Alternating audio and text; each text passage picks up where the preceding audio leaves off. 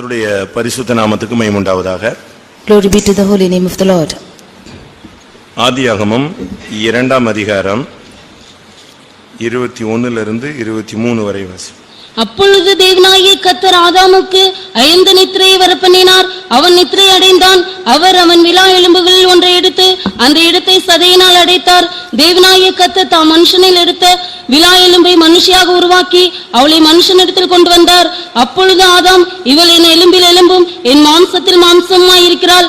இவள் மனுஷனில் எடுக்கப்பட்டபடியினால் மனுஷி எனப்படுவாள் என்றான்.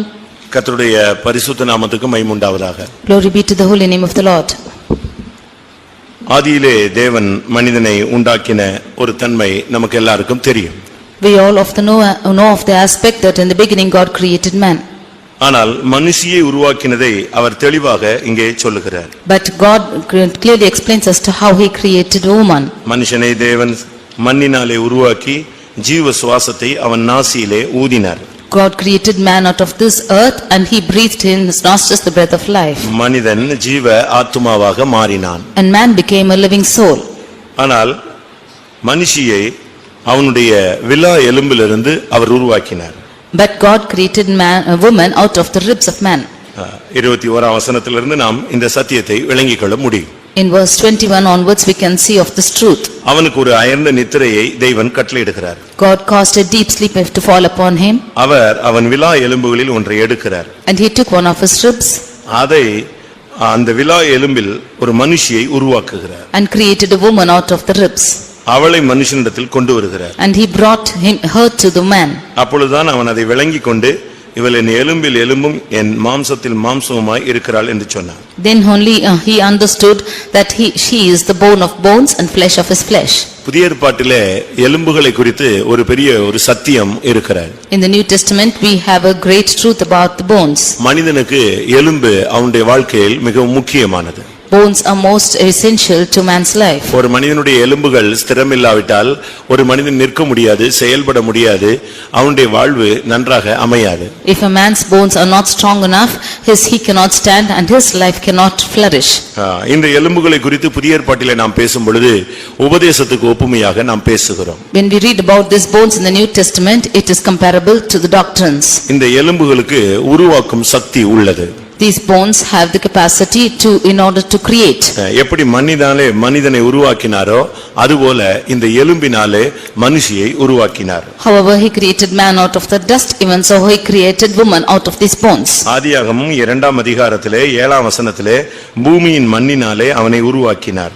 In Genesis chapter 2 verse 7 we see that he created man out of the dust of the ground. ஆதியாகமம் 2:22 நாம் பார்க்கும் பொழுது எலும்பினால் விலா எலும்பை மனுஷியாக உருவாக்கினார். In Genesis 2:22 we see that out of the rib he created woman. அப்போ மண்ணினாலே உருவாக்கப்பட்டவன் மனுஷன், எலும்பினாலே உருவாக்கப்பட்டவள் மனுஷி. Man who is formed out of the dust and woman who is formed out of the ribs. கர்த்தருடைய பரிசுத்த நாமத்துக்கு மகிமை உண்டாவதாக. Glory be to the holy name of the Lord. இதுல இன்னொரு பகுதியா நான் சொல்லும் போனால் மண்ணினாலே உருவாக்கப்பட்டவன் மனிதன். On the other angle if we have to say, he who is created out of the dust is the man. மனுஷி எலும்பினால் உருவாக்கப்பட்டது போல மணவாட்டி உபதேசத்தினால் உருவாக்கப்படுகிறாள். As the woman is created out of these bones, even so out of these doctrines the bride is created. ஒரு தனி மனிதன் மணவாட்டியாக மாற வேண்டுமானால் அவன் கிறிஸ்துவின் எலும்பில் இல்லாவிட்டால் அவருடைய உபதேசத்தின் மூலமாய் உருவாக்கப்பட்டவனாய் இருக்க வேண்டும். If an individual man has to be formed as the bride, then he should be created out of the bones of Christ or the doctrines of Christ. உபதேசம் இல்லாமல் உருவாக்கப்பட்டால் அவன் ஒரு சதைப்பிண்டம். Without doctrines, if he is created, then he is cursed. ஒரு பிள்ளைக்கு சதை மாத்திரம் எல்லாம் இருந்தால் எப்படி இருக்கும் என்று யோசித்து பாருங்க. If a child is having only a lump of flesh, how it will be found? ரொம்ப அழகான சிவப்பான சதையாக இருந்தால் மட்டும் போதுமா? Or even though it is beautiful and reddish in color, is it sufficient? எலும்புகள் இல்லாவிட்டால் அது உட்காராது, நடக்காது, செயல்பட முடியாது. Without bones it will not sit, it will not walk, it cannot activate anything. அதுபோல மனம் திரும்புதல் இப்படி பலவிதமான காரியங்கள் ஒரு மனிதனுக்குள்ளே இருந்தாலும் மனவாட்டியாக உருவாக வேண்டுமானால் உபதேசம் என்ற எலும்பு தேவை. Even so, although repentance and such things are found in man, if a man has to be created to the bride of Christ, there should be a doctrine. Pastor S.P. Ernest அவர்கள் பிரான்ஸ்ல ஊழியத்துக்கு போயிருந்த பொழுது, when our Pastor S.P. Ernest went to France to his ministry, அங்கே ஊழியம் வித்தியாசமான நிலவரத்திலே காணப்பட்டது. Ministry was found in a different view there. இவர் புதிதாக அங்கே போயிருந்தார். And he went there. சபையிலே அவருக்கு ஒரு நல்ல ஸ்தானம் இருந்தது. He had a good position in this church. ஆனால் அங்கே சபையினுடைய மெம்பர்கள் எல்லாம் மிகவும் குறைவு. அவர்கள் வெளிநாட்டினர். அவங்களுடைய கல்ச்சர் எல்லாம் வித்தியாசமாக இருந்தது. But in the foreign countries all the members were few and their culture was different. அவர்கள் இந்தியர்களை அதிகமாக மதிப்பதில்லை. They do not respect the Indians. அப்படினால அவங்க இவர் போன ஃபர்ஸ்ட் சர்வீஸ்ல இவரை எவ்வளவு மரியாதை குறைவா நடத்தணுமோ அவ்வளவாக அவங்க பாட்டுக்கு இஷ்டத்துக்கு திரும்பி உட்கார்ந்துட்டு ஆராதனையில வொர்ஷிப் பண்ணாம இருந்தாங்க. Therefore in the first service that he conducted they did not respect him and they turned back their backs in the first meeting. அது அவருக்கு ரொம்ப விசனமாக இருந்தது. That was grievance to him. அந்த வாரத்துல அவர் விசிட்டிங் போனார். That week he went for visiting. ஒரு வீட்டுக்கு அவர் visiting போயிருந்தார். He went to a house to visiting. அந்த வீட்ல உள்ள பிள்ளைகள் எல்லாம் குடும்பத்தாரை விசாரித்தார். And he inquired all that family and children. அவர்களை விசாரித்த பொழுது அப்ப அவங்க சொன்னாங்க சில பிள்ளைகளை குறித்து தங்களுடைய பிள்ளைகளை சுத்தி சொல்லிட்டு தங்களுடைய ஒரு பிள்ளை ஹாஸ்பிடல்ல இருக்கிறதாக சொன்னாங்க. When they were inquiring about that family, they said that all their families were named like this and one of their children were in the hospital. ஏன் கேட்டார். He asked why. அந்த பிள்ளை பிறந்ததிலிருந்து இருந்து உட்கார முடியாது. From the day the child is born, it cannot sit. ஏனென்றால் அதனுடைய முதுகெலும்பு எலும்பாக இல்லாம சதையாக இருக்கு. Because the backbone of it was not a bone but a flesh. பிறந்ததிலிருந்து அது அப்படியே அமைந்து விட்டது. From the day it's born, it was like that. அது எலும்பாக அந்த ஸ்திரத்தன்மைக்கு வராம அப்படி சதையாகவே அப்படி எலும்பு அந்த சதை எலும்பினுடைய எல்லா பகுதியும் இருக்கும் ஆனா எலும்பாக இருக்காது. Because it had no firmness of the bones and every portion of it was not a bone but a flesh. அதனால பிறந்ததிலிருந்து ஹாஸ்பிடல்ல பெல்ட் போட்டு மெயின்டைன் பண்ணி ஹாஸ்பிடல்ல உட்கார வைப்பாங்க, நிக்க வைப்பாங்க, படுக்க வச்சிருவாங்க. Therefore from the day the child was born, it was kept in the hospital and with the help of belt they will make us stand and sit and like make a அந்த lie. Belt எடுத்துட்டா அது என்ன செய்யும்? புடலங்க மாதிரி கொலகொலன்னு போய் கீழ விழுந்துரும். If that belt is taken away, then that flesh will just go soft and fall down. அதுக்கு பிறகு அந்த பிள்ளையை அந்த பெல்ட்டுக்குள்ள என்ன செய்ய முடியாது? ஒரு செட்டிங்ல கொண்டு வர முடியாது. After that the child cannot be brought under the setting of that belt. ஏனென்றால் அந்த ஸ்பைனல் கார்டு அந்த முதுகெலும்பு அதுக்கு ஸ்திரத்தன்மை இல்ல. Because the backbone has no firmness.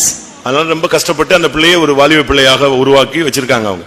Therefore they with a lot of difficulty they have formed the girl. 17 வருஷமா அது அப்படி தான் இருக்கு. வளர்ந்துட்டே வருது. பிள்ளை எல்லாம் வளருது ஆனா என்ன இல்ல? எலும்பு இல்ல. For 17 years the child was growing but there was no bone in it. ஆவியானவர் சொன்னாரா அந்த பிள்ளையை போய் பாருங்க. And the Spirit of God asked him to go see that girl. இவருக்கு ஊழியத்துல இப்படி ஒரு மாதிரி இருக்காங்களேன்னு சொல்லி ரொம்ப மனவேதனையோட இருந்த நேரத்துல ஆண்டவர் சொன்ன உடனே சரின்னு போயிட்டாராம். When he was grieved thinking that it was such a thing in the ministry, when the Lord commanded him to go, he went. அந்த பிள்ளையை போய் பார்க்கலாமான்னு கேட்டாராம். ஓகே போலாம்னு சொல்லிட்டு போயிட்டாங்க. He asked whether he can go to that girl and he said let's go and he went. அங்கே போய் பார்த்தபோது When he went and saw அழகான ஒரு வாலிப பெண்ணு, ஆனா அதுக்கு என்ன செய்ய முடியாது? உட்கார முடியாது. ஆனா அவங்க பெல்ட் கில்ட் போட்டுலாம் என்ன செஞ்சிருக்காங்க? உட்கார வச்சிருக்காங்க. she was a beautiful girl but she could not sit because but they had given her the belt and they made her sit. கொஞ்ச நேரம் இயேசுவை பத்தி பேசினார். For some time he spoke about Jesus. ஆவியானவர் என்ன பேச விரும்புறாரோ அதெல்லாம் இவர் அவர்ட்ட அந்த பிள்ளைகிட்ட பேசிட்டே இருந்தார். Whatever the Spirit of God decided to speak, he spoke to that girl. பேசி அந்த பிள்ளைக்குள்ள faith உருவாயிடுச்சு. He spoke to that girl and created faith in her. Okay இப்போ ப்ரே பண்ணலாமான்னு கேட்டாராம். And now he asked whether he can pray. எல்லாரும் சொன்னாங்க pray பண்ணுங்க. And now they prayed. தல்ல கை வச்சு ஒரு ஜெபம்.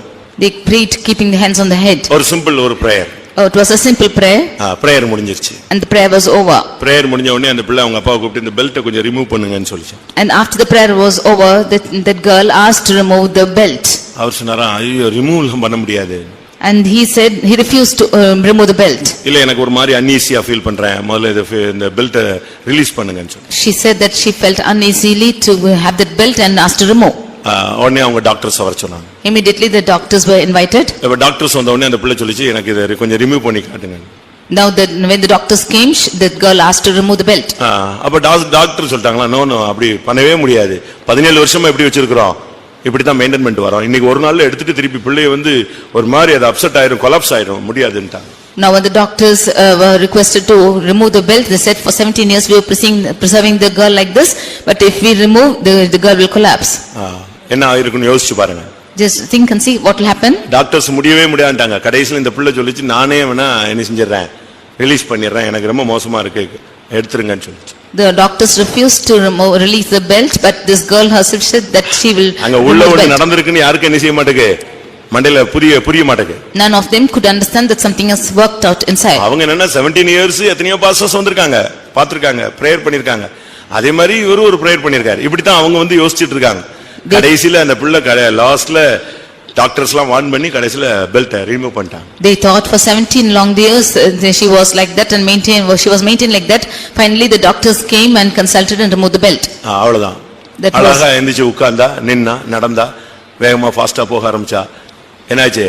அந்த சதை எதா மாறிடுச்சு, எலும்பாய் மாறிடுச்சு. She beautifully got up, stood and she began to walk fast. The flesh was turned to bones. அதுக்கு பிறகு சண்டே சர்வீஸ்ல எல்லாரும் அட்டென்ஷன்ல இருந்தாங்க.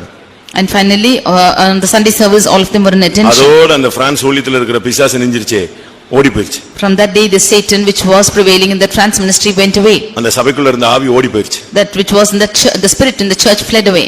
எலும்பு சரியானது, சதை எலும்பாக மாறினது, சபை சரியாக மாறிவிட்டது. Bones was right and the church became into good doctrines and the church became as church. ஒரு சபையில உபதேசம் சரியாக இருந்தா அந்த சபையில இருந்து மனவாட்டிகள் உருவாவார். If the doctrine is right in the church, their bride will be formed in the church. உனக்குள் ராஜாக்கள் தோன்றுவார்கள் என்பது வாக்குத்தத்தம். Their kings will arise from these, the promise. உனக்குள் ராஜாக்களும் பிரபுக்களும் ஆளுகை செய்கிறவர்களும் தோன்ற வேண்டும். Kings and princes and rulers should rise up from you. ராஜாக்களும் ஆசாரியர்களும் உனக்குள்ள இருந்து உருவாக்கப்பட The வேண்டும். priests and princes should rise up from you. சீயோனும் எருசலேமும் உருவாக்கப்படாத இடத்துல உபதேசம் இல்லை என்று அர்த்தம். Where Zion and Jerusalem are not formed, we can understand there's no doctrine. ரட்சிப்பு வேறு, உபதேசத்தினுடைய வளர்ச்சி தன்மை வேறு. Salvation is only the name of the growth of doctrine. அதை நாம் சரியான விதத்தில் விளங்கிக் கொள்ள வேண்டும். We should understand that rightly. மண்ணினால் உருவாக்கப்பட்ட மனிதன், அவன் மூலம் அவனுடைய எலும்பிலிருந்து உருவாக்கப்பட்டது மனுஷி. Man who is created out of the dust and the woman is created out of his bones. ஆண்டவராகிய இயேசு கிறிஸ்து இந்த உலகத்துல மனிதனாக உள்ளே வந்தார். Jesus Christ came to this world as a man. அவருடைய எலும்பலாகிய உபதேசத்தின் மூலமாய் உருவாக்கப்படுகிறதான் மனவாட்டி சபை. By his bones, which is the doctrine, the bride church is formed. அவளை அழைத்து கொண்டு வந்து ஆண்டவர் அவனிடத்தில் நிப்பாட்டினார். அவன் சொன்னா, இவள் என் எலும்பிலிருந்து எடுக்கப்பட்டபடினால் இவன் என் எலும்பில் எலும்பும் என் மாம்சத்தில் மாம்சமாய் மாறிவிட்டாள். He called her and brought her to him and she said that he is now the bones of bone of my bones and flesh of my flesh. இது எல்லா விவாகங்களிலும் சொல்லக்கூடிய ஒரு வார்த்தை. This is the word spoken in all weddings. நாமும் கூட அவருடைய எலும்புகளுக்கு எலும்பாக மாறி இருக்கிறோம். We too have become the bone of his அப்படி bones. மாற்றப்பட்டிருந்தால் தான் நமக்குள்ள இருந்து ஒரு மனவாட்டி உருவாக முடியும்.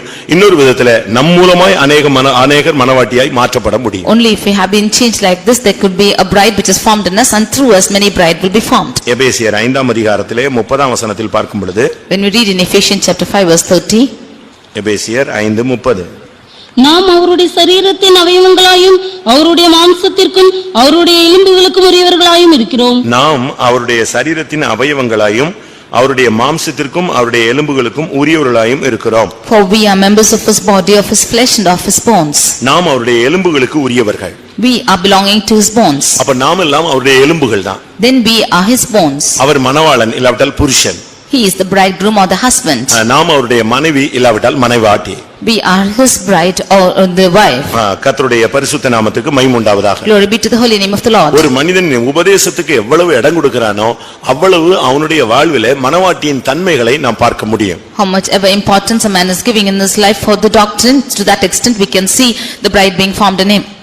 உபதேசத்துக்கு இடம் கொடுக்காத ஒரு மனிதனுடைய வாழ்விலே மனவாட்டியின் தன்மைகளை நாம் காண இயலாது. To the one who is not giving room for the doctrines in his life, we cannot see the tendencies of the bride in his life. நீங்களே யோசித்து பாருங்க. You yourself think for yourself. இன்னைக்கு உலகத்திலே எவ்வளவோ விவாகங்கள் நடக்கிறது. Today many weddings are conducted in the world. எல்லாம் ஒரே மாதிரி நடக்குன்னு நினைக்கிறீங்களா? எல்லாம் ஒரே மாதிரி நடக்கிறது என்று நினைக்கிறீர்களா? Do you think that all of them are conducted in the same manner? ஒரு சில இடத்துல மாலை மாத்திட்டு போயிட்டே இருக்கான். In some places they cut the garland and go. ஒரு கயிறை கட்டிட்டு போயிட்டே இருக்கான். They tie the rope and go. ஒண்ணுமே வேண்டாம், நீ என் கூட வந்தா போதும்னு போயிட்டே இருக்கான். With nothing, you come with me, that's sufficient, is going. ஆனா அதே நேரத்துல But at the same time, கோடிக்கணக்காக பணம் செலவழித்து விவாகம் நடைபெறுகிறதும் இருக்கிறது. we see that crores of money is spent about the weddings. அது போலதான்.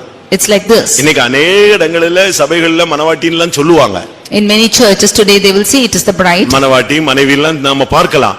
ஆனால் அந்த பூரணம், உன்னதம், நிறைவு இப்படிங்கறத நாம் எல்லா இடத்துலயும் என்ன செய்ய முடியாது, எதிர்பார்க்க இயலாது. We can see the wife and the bride and all other places, but we cannot see the experience of the bride or the perfectness. அது ஒரு புனிதமான ஒரு தன்மை உள்ளது. That is a divine character. அந்த அளவு நாம் ஒரு மணவாட்டியாக உருவாக்கப்பட வேண்டும். To that extent we should be formed as the bride. எலும்புகள் முறிக்கப்படவே கூடாது. The bones should never be broken. நீதிமானுடைய எலும்புகள் முறிக்கப்படுவது இல்லை. The bones of the righteous will never be broken. உபதேசத்துல காம்ப்ரமைஸே பண்ண முடியாது. You cannot compromise the doctrine. உபதேசத்தை முறிக்கவும் கூடாது. You should not break the doctrine. உபதேசத்தை நம்ம முறிச்சிட்டோம்னு சொன்னா அதுக்கு பிறகு ஒருத்தனை முதுகெலும்பு ஒடிச்சிட்டா அவன் என்ன ஆவான்? அதுதான். If we break the doctrine, if one's bones backbone is broken, what has happened? It's all. நீங்க இந்த பேக் பெயின் சொல்றாங்க பாத்தீங்களா? You say about the back pain. அது ஒரு சின்ன நரம்புல உள்ள போராட்டம் தான். It's a small nervous problem. ஒரு டிஸ்க் ப்ராப்ளம் தான். அந்த முதுகுல இருக்கிறதான ஒவ்வொரு டிஸ்க்லயும் லேசா ஒரு தன்மையில அசைவு இருந்துச்சுனாலே அவன் அன்னைக்கு முழுசும் செத்தான். It's the problem in the discs which is in the backbone, and if there is a shaking in it, a little move, then is over the day. அதுபோல Like this. உபதேசத்துல ஒரு சின்ன பிசகுதல் இருந்தா கூட மணவாட்டி உருவாக்கப்பட முடியாது. மணவாட்டி சபை நல்லா இருக்காது. If there is a மணவாட்டி slight, சபை இருக்கும், சபை வேதனையோடு போயிட்டே இருக்கும். even if there is a slight slip in the doctrine, the church will be there, the bride will be there, but the church will not be going on. உபதேசத்தை முறிக்க அனுமதிக்கவே கூடாது. The doctrine should never be broken. இந்த உபதேசத்துக்காக எத்தனை பேர் தாய் தகப்பனை விட்டுருக்காங்க தெரியுமா? You know, for this doctrine, how many of them have left their parents? இந்த உபதேசத்துக்கு மாறாக இருக்காங்கன்னு சொல்லி எத்தனை பேர் அண்ணன் தம்பியினுடைய நல்ல ஃபங்க்ஷன்கள் நல்லது கெட்டதுக்கெல்லாம் போகாம இருக்காங்க தெரியுமா? How many of them, because it is contrary to the doctrine, they do not go for the functions of their brothers? இந்த உபதேசத்துக்கு மற்றவர்களோடு காம்ப்ரமைஸ் பண்ண முடியாம எத்தனை பேர் உலகத்தை விட்டு இல்லாவிட்ட ஊரை விட்டு குடும்பத்தை விட்டு சமுதாயத்தை விட்டு புறக்கணிக்கப்பட்டிருக்காங்க தெரியுமா? How many of them not able to compromise against this doctrine? They have been put away from the society and families. உபதேசத்தை வளைக்க முடியாது. You cannot bend the doctrine. உபதேசத்தை முறிக்கவும் கூடாது. You should not break the doctrine too. யோவான் 19ல பார்க்கும் பொழுது இயேசுவின் எலும்புகளை முறிக்கும்படியாக வந்தாங்க, கால் எலும்புகளை. ஆனா முறிக்கவில்லை, ஏனென்றால் அவர் அதுக்குள்ளே மரித்து விட்டிருந்தார். In John's Gospel, chapter 19, we see that they came to break the bones of Jesus, but before that, he was broken, he was dead already. சிலுவையிலே அறையப்பட்ட ஒருவன் ஒரு குறிக்கப்பட்ட நேரத்துக்குள்ளே மரிக்காவிட்டால் அவனுடைய எலும்புகளை முறிப்பது அங்கே பாரம்பரிய சடங்காக இருந்தது. If one who was crucified on the cross, if he does not die within a few hours, it was the cult's custom that the bones be broken.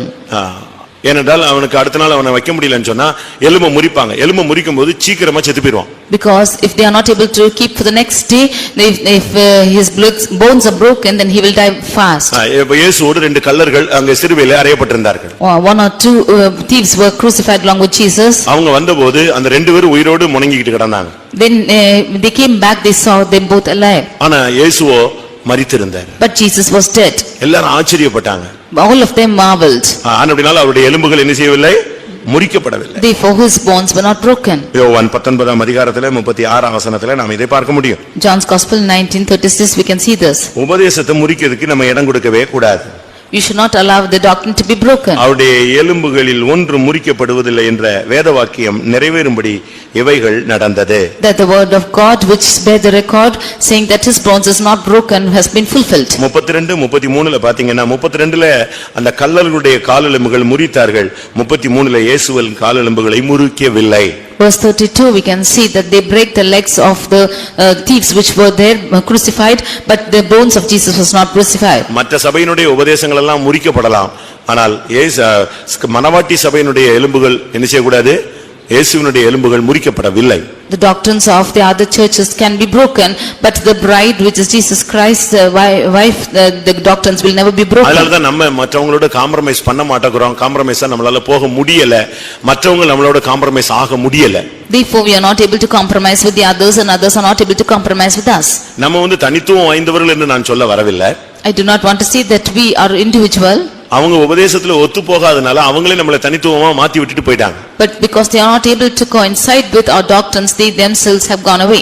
கர்த்தருடைய பரிசுத்த நாமத்துக்கு மகிமை உண்டாவதாக. Glory be to the holy name of the Lord. இயேசுவினுடைய எலும்புல விலாவில அவர்கள் குத்தினார்கள். They just pierced him through the ribs of Jesus.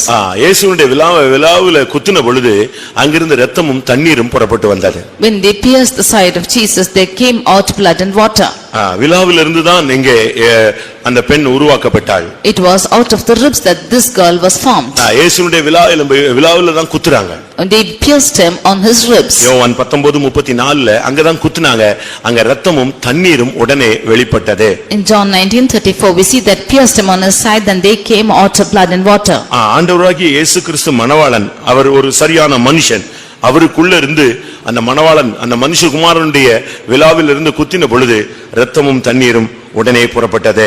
Jesus Christ is the bridegroom, and when they pierced the side of Jesus Christ the bride, they came out blood and water. அதிலிருந்து என்ன விளங்கிக் கொள்கிறோம்? What do we understand from this? விலாவில் இருந்து அவர் அந்த உபதேசத்திலிருந்து அந்த இரத்தம் ஜீவனும் தண்ணீரும் அன்பும் வெளிப்பட வேண்டும். From that doctrine, that blood which is the life and water love should come out. புதிய ஏற்பாட்டு உபதேசத்துல ஜீவனும் இருக்கணும், அன்பு இருக்கணும். There should be love and life in the doctrine with the New Testament உபதேசத்துல doctrine. ஜீவன் இல்லைன்னா அது ஒரு காரியத்தை செயல்படுத்தாது. If there is no life in the doctrine, it will not work out a matter. உபதேசம் சொல்லிட்டு அன்பை விட்டுட்டோம்னா ஒரு பிரயோஜனமும் கிடையாது. When you say doctrine and you leave love, there's no use. கர்த்தருடைய பரிசுத்த நாமத்துக்கு மகிமை உண்டாவதாக. Glory be to the holy name of the Lord. அன்றைக்கு அந்த மனுஷனுடைய விலா எலும்பிலே மனுஷியை உருவாக்கினார். இன்றைக்கு கிறிஸ்துவின் எலும்பாகிய இல்லாவிட்டால் விலாவை எலும்பாகிய அந்த உபதேசத்திலிருந்து மணவாட்டியை கர்த்தர் உருவாக்கி கொண்டு வருகிறார். That day from the ribs of man did God create woman. Even today from the ribs of Jesus, from the doctrine of Jesus, the Lord created நாம் the bride. எல்லாரும் அவருடைய அவருடைய எலும்பில் எலும்பாய் மாறி இருக்கிறோம். Therefore we are the bone of his bones. அவருடைய எலும்புகளுக்கு உரியவர்களாய் மாறி இருக்கிறோம். And we are becoming hairs of the bones. கர்த்தருடைய பரிசுத்த நாமத்துக்கு மகிமை உண்டாவதாக. Glory be to the holy name of the Lord. நாம் சிலருடைய எலும்புகளை குறித்து படிக்கலாம். We can read about certain bones. ஆதாமின் எலும்பில் ஒரு உருவாக்கும் சக்தி இருந்தது. In the bones of Adam was of creating power. உபதேசத்தில் ஒரு உருவாக்கும் சக்தி இருக்கிறது. In the doctrine is the creating power. ஆதியாகமம் 50ஆம் அதிகாரத்துல Genesis chapter 50. ஆதியாகமம் துவக்கமும் எலும்பில தொடங்குகிறது, முடிவும் எலும்பில முடிகிறது. The beginning of Genesis is in bones and also end is also in bones. இரண்டாம் அதிகாரத்திலே எலும்பை குறித்து நாம் பைபிள்ல பார்க்கலாம். 50ஆம் அதிகாரம் கடைசி வசனமும் அந்த லாஸ்ட் போர்ஷனும் எலும்பில தான் முடியுது. We read about the bones in Genesis chapter 2. Also in 50th chapter, the last portion, we can see about the bones. ஆதியாகமம் 50, 25, 26ல ஒரு மனிதனுடைய எலும்பை குறித்து வேதம் சொல்லுகிறது. வாசிங்க. Genesis chapter 50 verses 25 and 26, we see about the bones of a man. தேவன் உங்களை சந்திக்கும் போது என் எலும்புகளை இவ்விடத்திலிருந்து கொண்டு போவீர்களாக என்றும் சொல்லி யோசேப்பு இஸ்ரவேல் புத்திரரிடத்தில் ஆணையிடுவித்துக் கொண்டான். யோசேப்பு 110 வயதுள்ளவனாய் மரித்தான். அவனுக்கு சுகந்த வர்க்கமிட்டு எகிப்து தேசத்தில் அவனை ஒரு பெட்டியிலே வைத்து வைத்தார்கள். கர்த்தருடைய பரிசுத்த நாமத்துக்கு மகிமை உண்டாவதாக. Glory be to the holy name of the Lord. யோசேப்பு பார்வோனுடைய அடுத்த ஸ்தானத்திலே உட்கார்ந்திருந்தான். Joseph was in the next position to Pharaoh. அவனுடைய முடிவு நாட்கள் வரும் பொழுது அவன் ஜனங்களிடத்துல தன்னுடைய குடும்பத்தாரிடத்துல ஒரு வார்த்தையை கேட்டு பெற்றுக்கொண்டான். When he was going towards the end of his days, he took a promise from his household. நீங்கள் இந்த தேசத்தை விட்டு ஒரு காலத்துல புறப்படுவீர்கள். You will set out from this land one time. அப்படி புறப்படும் பொழுது When you should go like that, என்னுடைய எலும்பை நீங்க இங்க வைக்க கூடாது. you should not keep my bones here. அப்படின்னா என்னுடைய சரீரத்தை இங்க அடக்கம் பண்ண கூடாது. That means you should not bury my body here. நீங்க விடுதலை ஆகும்போது ஒரு பெட்டியில வச்சு இது எங்க கொண்டு போயிரணும்? கானானுக்குள்ள கொண்டு போயிடணும். When you are delivered, you should keep it in a box and take me to Canaan. தன்னை இங்க அடக்கம் பண்ண கூடாது என்கிறதுல, தன்னுடைய எலும்பு இங்க மாட்டிக்கொள்ள கூடாதுங்கிறதுல ரொம்ப கவனமாக இருந்தான். He was very careful that his bones should not be stuck up to that place. அதனால அவன் அவங்க கிட்ட ஒரு சத்தியம் வாங்கி கொண்டான். Therefore he got a promise from them. என்ன சத்தியம்னா, What was the promise? தேவன் உங்களை சந்திக்கும் போது எத்தனை வருஷம் ஆனாலும் சரி, 400 வருஷம் ஆனாலும் சரி, என் எலும்புகளை இவ்விடத்திலிருந்து நீங்க கொண்டு போயிடணும். That oath was, even if the Lord should take even 400 years, you should take away my bones from here. அவங்க உடனே பார்த்தாங்க, அவன் மரிச்ச உடனே அது ஒரு அழகா ஒரு பெட்டியில நிஞ்சாச்சு வச்சிட்டாங்க. Immediately when he was dead, they embalmed and kept his body in a coffin. இந்த எலும்புகள் என்று யோசேப்பின் எலும்புகள் என்று சொல்லும்போது அதுல பல காரியங்கள் அடங்கி இருக்கிறது. When it is the bones of Joseph, there are many things hidden in it. ஏனா ஒரு மனிதனுடைய வாழ்க்கையிலுடைய எல்லா தன்மையும் எலும்புகளுக்குள்ள இருக்குன்னு பைபிள் சொல்லுது. Because we find every matters of a man's life is found in this bones. யோபு 20ஆம் அதிகாரம் 11ஆம் வசனத்தின்படி பார்க்கும் பொழுது, Job 20 verse 11. யோபு 20ஆம் அதிகாரம் 11ஆம் வசனம். அவன் எலும்புகள் அவனுடைய வாழ வயதின் பாவங்களினால் நிறைந்திருந்து, அவனுடைய எலும்புகள் வால வயதின் பாவத்தினால் நிறைந்திருந்தது. His bones are full of the sin of his youth. ஒரு பாவியினுடைய இல்லாவிட்டால் ரட்சிக்கப்படாதவனுடைய ஒரு பின்மாற்றக்காரனுடைய எலும்பு குறித்து பைபிள் சொல்லும் பொழுது அந்த எலும்பு முழுவதும் அப்பாவத்தினால நிறைஞ்சிருக்குன்னு சொல்லியிருக்கு. When the word of God speaks about a sinner or a backslider, we see that his bones are full of sin. ஆனா யோசேப்பின் எலும்புல என்ன கிடையாது? பாவம் கிடையாது. But in the bones of Joseph was found no sin, ஏனென்றால் அவனுடைய எலும்பு வந்து பரிசுத்தமானது. because his bones are holy. அடுத்து அவன் ரொம்ப நம்பிக்கை உள்ள ஒரு ஆள். Nextly, he is a faithful person. மூணாவது ஒரு பிரதிஷ்டை உள்ள ஒரு ஆள். Thirdly, he is a consecrated man. நான்காவது ரொம்ப வைராக்கியமான ஒரு ஆள். And fourthly, he is full of zeal. அஞ்சாவது ஆவியில வைராக்கியம், ஆவியில வரங்கள் அனல் மூட்டப்பட்ட ஒரு வாழ்க்கை உள்ளவன். Fifthly, he was inflamed in his spiritual life. யோசேப்பை பத்தி நாள் கணக்கா பிரசங்கம் பண்ணிட்டே இருக்கலாம். We can speak about Joseph for days together. அவனுக்கு பைபிள் கிடையாது. He had no word of God. உபதேசம் பண்ணதுக்கு அம்மா அப்பா கிடையாது. No parents to give him the அவனை doctrine. கண்டிக்க அண்ணன் தம்பி கிடையாது. No brothers to correct him. முழுவதும் ஆவியானவருடைய முழு கட்டுப்பாட்டிலே இயங்கின ஒரு தனி மனிதன். He was an individual person who was exercised totally by the Spirit of God. ஆனால் அவனுடைய எலும்புகள் பாதுகாக்கப்பட்டது. But his bones were preserved. அவன் சொல்றான், என்னுடைய எலும்புகளை நீங்க இங்க வைக்கவே கூடாது. எகிப்திலே என் எலும்புக்கு இடம் கிடையாது. He said that my bones should not be kept in Egypt in any place at all. என்னுடைய எலும்பு போக வேண்டிய இடம் வந்து கானான். The place where my bones should be taken is Canaan. கரெக்ட்டா கொண்டு போய் சேர்த்தறணும். You should take that rightly. ஒருவேளை நான் செத்துட்ட பிறகு நீங்க ஏதாவது குழப்படி பண்ணிடுவீங்களா? சத்தியம் பண்ணு அவ்வளவு வரும்னு சொன்னான். If you should confuse after my death, you make an oath. இதிலிருந்து என்ன விளங்கிக் கொள்றோம்? What do we understand from this? தன்னுடைய எலும்புகள் பாதுகாக்கப்பட வேண்டும். Our bones should be preserved. எப்படி தான் உயிரோடு இருக்கும் பொழுது தன்னுடைய ஜீவியம் பாதுகாக்கப்படணும்னு எதிர்பார்த்தானோ அதுபோல தன்னுடைய வாழ்க்கையினுடைய பின்பகுதியும் அந்த உபதேசத்தின்படி உள்ள வாழ்வும் பாதுகாக்கப்படணும்ங்கிறதுல ரொம்ப கவனமாக இருந்தான். However, he expected his life to be preserved when he was alive. He expected that bones, which was the doctrine, to be preserved even after his death. அவனுக்கு நல்ல ஒரு டீச்சராக ஆவியானவர் தான் இருந்தார். The Spirit of God was a good teacher to him. அவர்தான் அவனுக்கு ஒரு நல்ல போதகராக இருந்தார். He was a good preacher to him. சத்திய ஆவியானவர் உனக்குள் வரும் பொழுது சகல சத்தியத்துக்குள்ளும் உன்னை வழி நடத்துவார். When the Spirit of truth comes into you, he shall lead you into all the truth. ஒரு பகுதியில அப்பாவை ப்ளீஸ் பண்ணி வாழ்றான். On one hand, he was pleasing his father. இன்னொரு பகுதியில தேவனை ப்ளீஸ் பண்ணி வாழ்றான். Nextly, he was pleasing the God. இன்னொரு பகுதியில தான் இருக்கிற இடத்துல எல்லாரையும் பிரியப்படுத்தி வாழ்றான். On other hand, he was also exercising it with all the members around. இப்படி ஒரு மனிதன் இப்படி பல டைமென்ஷன்ல என்ன செய்ய முடியாது, வர்க் பண்ண முடியாது. Like this one man cannot work in different dimensions like this. தன்னுடைய வாழ்க்கையில எவ்வளவோ நழுவி வழுவி விழுகிறதுக்கு வாய்ப்புகள் கிடைக்கும் போதெல்லாம் கண்மலையில தன்னை ஸ்டாண்ட் பண்ணிக்கிட்டே வர்றான். Whenever he had time or opportunities in his life to fall, he was placing his leg on the rock. அப்படினால அவன் கரெக்ட்டா இஸ்ரவேல் ஜனங்கள் புறப்படும் போது மோசேயை பார்த்தான், அந்த பெட்டியை தூக்கிட்டான். Therefore Moses saw the coffin when the Israelites set out and took it. அந்த ஆவியில ஒருமைப்பாட பாருங்க. You see the oneness of the Spirit. எத்தனையோ வருஷத்துக்கு முன்னால அவன் செத்து போயாச்சு. Before many years together he died. மோசே அப்பெல்லாம் கிடையவே கிடையாது. At that time Moses was not found. ஆனா மோசே அந்த வழியா அந்த சத்தியத்தை கேட்டுட்டு வரான். இவங்க கொடுத்த ஆணையை அவன் நினைவுல கொண்டு வர்றான். But Moses heard of this truth and the oath and he remembered it. இப்ப கிளம்பும்போது பாத்தீங்கன்னா பெட்டி தூக்கியாச்சு. Now when they set out, he took out the coffin. யாத்திராகமம் 13ஆம் அதிகாரம் Exodus chapter 13 19ஆம் வசனத்தை பாருங்க. verse 19. மோசே தன்னோடு கூட யோசேப்பின் எலும்புகளை எடுத்துக்கொண்டு போனான். எப்படி மோசே பாத்தீங்களா, ஒரு தேவனுடைய மனுஷன் ஒரு கரெக்ட் லெவல் வந்த உடனே இப்ப கிளம்பும் போது அவன் தன்னுடைய பண்டம்பாடிகள் எல்லாத்தையும் தூக்கிட்டு கிளம்புனாங்க. And all of them took their own belongings along with them. ஒவ்வொருத்தரும் அவங்கவங்க மனைவி பிள்ளை சட்டி பானை எல்லாம் தூக்கிட்டு கிளம்புனா மோசே எதை தூக்கிட்டு கிளம்புனா மோசே யோசேப்பின் எலும்புகளை சுமக்க ஆரம்பிச்சிட்டான். When all of them took their belongings and their parts along with them, Moses took the bones of Joseph. அநேகர் இந்த சபைக்குள்ள வந்துட்டு வேலை, காரு, வீடு, நிலம், எங்க அக்கா, என் கல்யாணம் இப்படின்னு போயிட்டு இருக்கும்போது ஒரு குரூப் இந்த உபதேசத்தின் நிமித்தம், கிறிஸ்துவின் அன்பின் நிமித்தம் நான் சத்தியத்துக்காக நிக்கிறேன், சாகுறேன், பாடுபடுறேன், ஜீவனை கொடுக்கிறேன், இந்த தெய்வீக சுகத்துக்காக நான் செத்தா பரவாயில்ல, இது ஒரு கூட்டம் போகுது. எந்த கூட்டம் பரலோகம் போகும், கானான் போகும்? When most of them who are coming into this church are going for houses, cars and facilities and lands and so on, when a small group of people are going towards the divine truth and the divine healing and so on, which will go to heaven.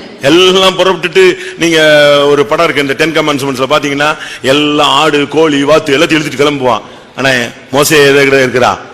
Bible சொல்லுது அவன் யோசேப்பின் எலும்புகளை எடுத்துக்கொண்டான். When you see the 10 commandments, you can see all of them going along with their goat and sheep and oxen and their and all their belongings, but Moses was taking எல்லாரும் bones. உலகத்துக்குரிய பொருட்கள், உலக ஆடம்பரம், பெட்டி, அவன் வீடு இதுதான் தூக்கி தலையறான். இவன் தூக்குன பெட்டி எது? மோசே எடுத்துக்கொண்ட முக்கியமான பெட்டி எது? அவன் எடுத்தது யோசேப்பின் எலும்புகளை தூக்கிட்டான். ஏன்னா ஏற்கனவே வாக்கு கொடுத்திருக்கிறாங்க, அதை நிறைவேற்றணும்.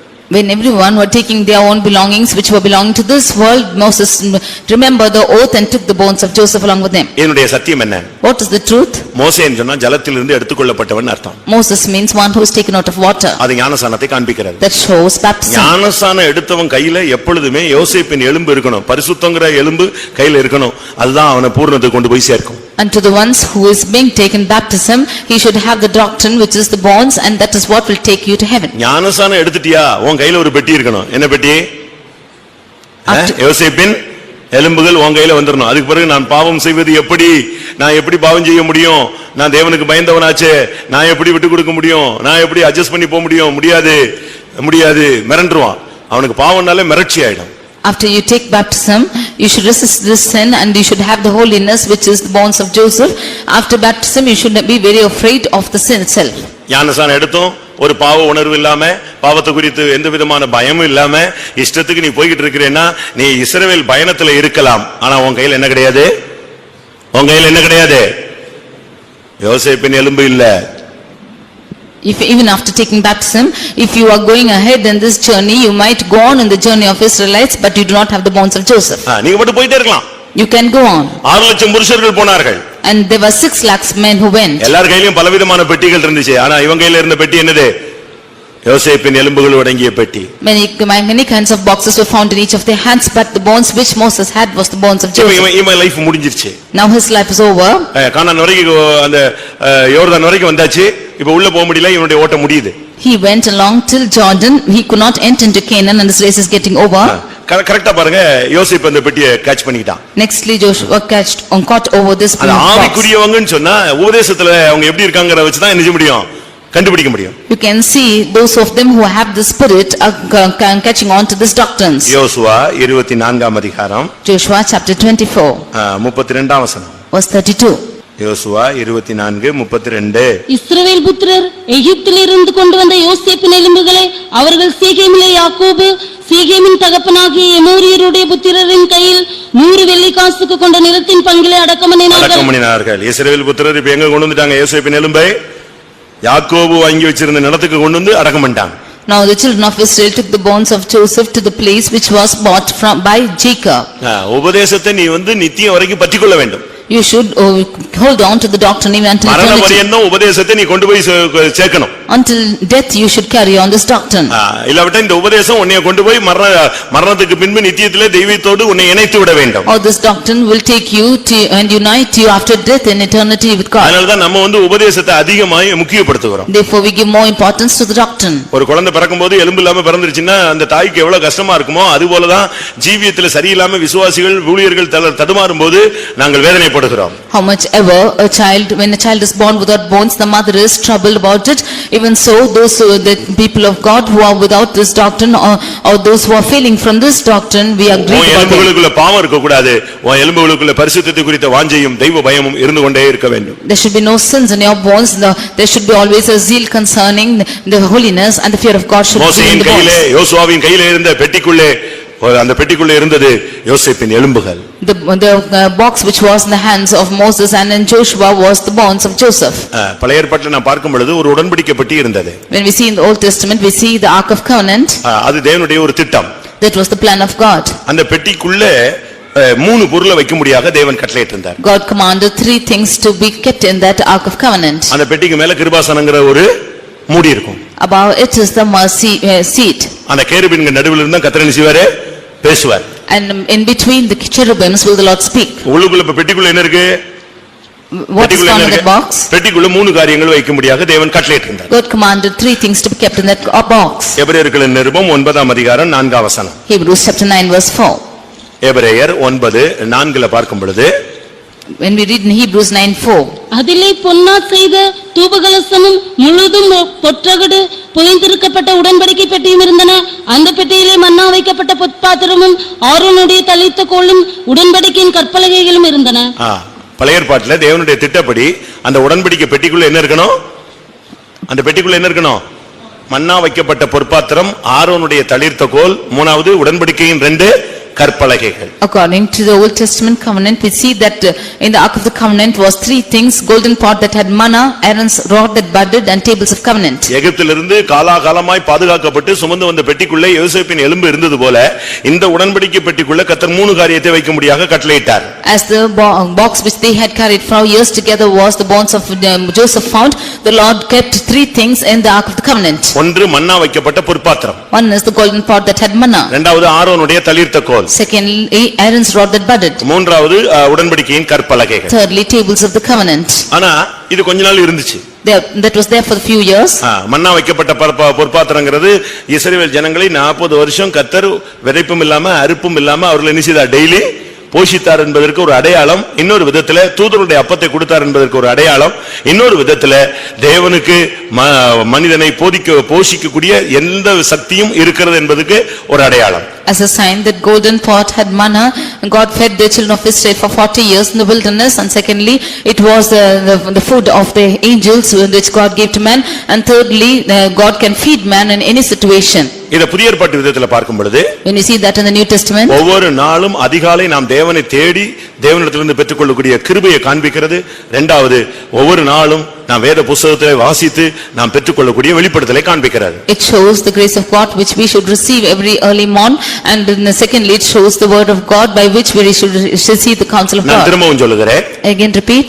இது புதிய ஏற்பாட்டில் ஒவ்வொரு நாளும் காலையில நாம் பெற்றுக்கொள்ளக்கூடிய புதிய கிருபையை காண்பிக்கிறது. இரண்டாவது, வேதத்திலே நமக்கு கிடைக்கிற வெளிப்படுத்தலை காண்பிக்கிறது. In the New Testament it shows about the grace which we receive every early morn and the revelation which we receive from the word of God. ஏனென்றால் because இந்த மன்னா காலையில பொழிந்தருளப்படும்.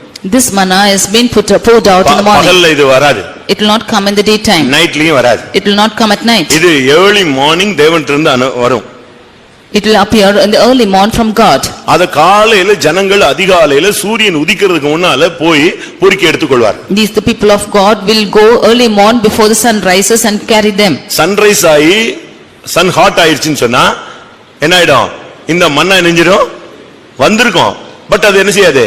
கண்ணுக்கு தெரியாது. அது பிறகு ஊறி போயிடும், ஒண்ணும் இல்லாம போயிடும். But when the sun rises and the sun's heat is falling, this manna will not be found, it will melt. எப்படி இருக்கும்னு யோசிச்சு பாருங்க. You think and see how it will be. வெயில் ஏற ஏற இந்த மண்ணா அப்படியே உருகிரும். As the sun is going high, this manna will just melt. அதுல இருந்து என்ன விளங்கிக் கொள்கிறோம்? What do we understand from this? அதிகாலையில் என்னை தேடுகிறவன் கண்டடைவான். காலைதோறும் கர்த்தருடைய கிருபைகள் புதிதாக இருக்கிறது. He who seeks me early shall find me. Every morning his grace is new. அப்ப அது பிறகு ஒண்ணும் கிடைக்காதா? Then after that will you not receive it? பழைய ஓல்ட் கிருபையை வச்சுக்கிட்டு அன்னைக்கு ஃபுல்லா வண்டி ஓட்ட வேண்டியதான். With the old grace you have to run that race the day. காலையில தேவ சமூகத்துல உட்கார்ந்து வேதத்தை வாசிக்கும்போது தேவனிடத்திலிருந்து நமக்கு அந்த வசனங்கள்ல இருந்து வேதத்தின் அதிசயங்களை நாம் என்ன செய்ய முடியும்? காண முடியும். வெளிப்படுத்தலை பெற்றுக்கொள்ள முடியும். நமக்கு தேவையான வார்த்தைகளை பெற்றுக்கொள்ள முடியும். In the early morning when we sit and read the word of God, we can receive the revelations, we can receive the mysteries of God and the grace we need for that day. ஒவ்வொரு நாளும் தேவனுடைய வார்த்தையிலிருந்து நம்ம ஜீவனை பெற்றுக்கொண்டே இருக்கணும். We can receive life from the word of God every day. அதனால தான் வேதத்தின் அதிசயங்களை காணும்படி என் கண்களை திறந்தருளும் சொல்றோம். Therefore it says, open my eyes to see the mysteries of the word of God. உலகத்திலே சொல்றான், காலை எழுந்தவுடன் என்ன செய்ய? படி. முதல்ல செய்ய வேண்டியது அதுதான். அது உலகத்துல நம்ம பிள்ளைகளுக்கு சொல்லி கொடுக்கிறோம். ஆனா நம்ம காலையில எழுந்த உடனே பைபிள் படிக்கிறோமா?